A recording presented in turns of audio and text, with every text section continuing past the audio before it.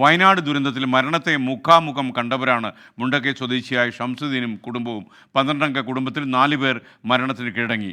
അനിയൻ കാണാമറയത്തായി. പരിക്കുകളോടെ കോഴിക്കോട്ടെ ബന്ധുവീട്ടിൽ കഴിയുകയാണ് ഇപ്പോൾ ഷംസുദ്ദീനും കുടുംബവും. രാഹുൽ സുരേഷ് തയ്യാറാക്കിയ റിപ്പോർട്ടിലേക്ക്.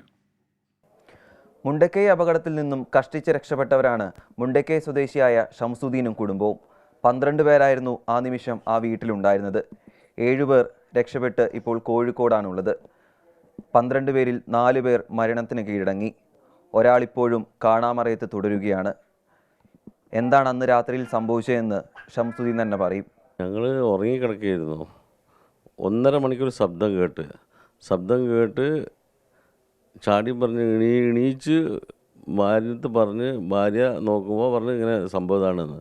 വെള്ളം അങ്ങനെ ചാടി എണീച്ച് റൂമിൽ എണീച്ചപ്പോൾ റൂം ഫുള്ളായി വെള്ളം എണീച്ച് വെള്ളമായി മോളെ നിലവിളി കേട്ട് അവിടെ പോയപ്പോൾ അവിടെ ആകെ ഇതായി.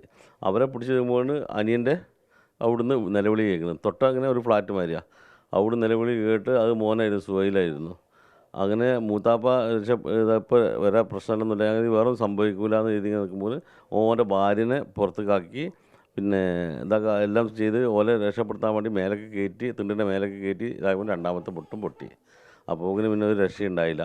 പിന്നെ അതിൻ്റെ അപ്പോൾ ഓൻ്റെ വീടൊന്നായിട്ട് മറിഞ്ഞ്, അനിയൻ്റെ വീട് മറിഞ്ഞ് അതിൻ്റെ ഉള്ളിൽ പെട്ട് വന്ന് ചെറിയ മോന്. മറ്റവനെ ഞങ്ങൾക്കൊന്നും ചെയ്യാൻ കഴിഞ്ഞില്ല. ബാപ്പ, എൻ്റെ അനിയന്, ബാപ്പ, പിന്നെ ഓലമ്മാൻ്റെ വാപ്പ, ചെറിയ കുട്ടി ഓല അതിൻ്റെ ഉള്ളിൽ പെട്ടുപോയി.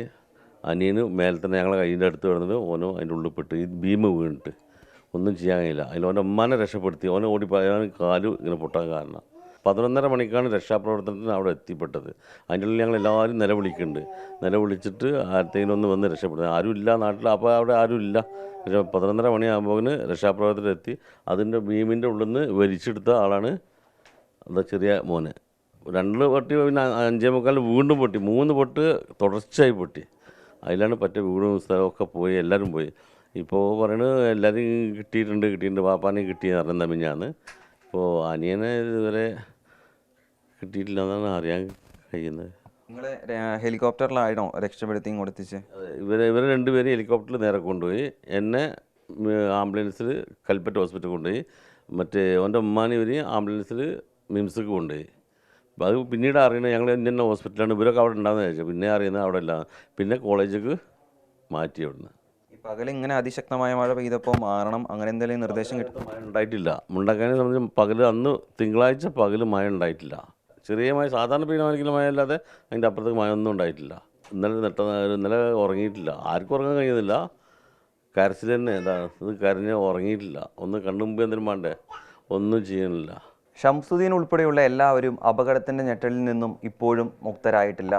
രക്ഷപ്പെട്ട 7 പേർക്കും കൈകാലുകൾക്ക് പരിക്കുണ്ട്. ബാക്കിയുള്ളവർ മാനസികമായും തളർന്ന അവസ്ഥയിലാണ്. ഈ അപകടത്തിൽ നിന്നും മുക്തി നേടാനുള്ള തീവ്രമായ ശ്രമത്തിൽ തന്നെയാണ് ഷംസുദ്ദീൻ്റെ കുടുംബം. പ്രജ്വൽ സുരേഷിനൊപ്പം രാഹുൽ സുരേഷ്, 24 കോഴിക്കോട്.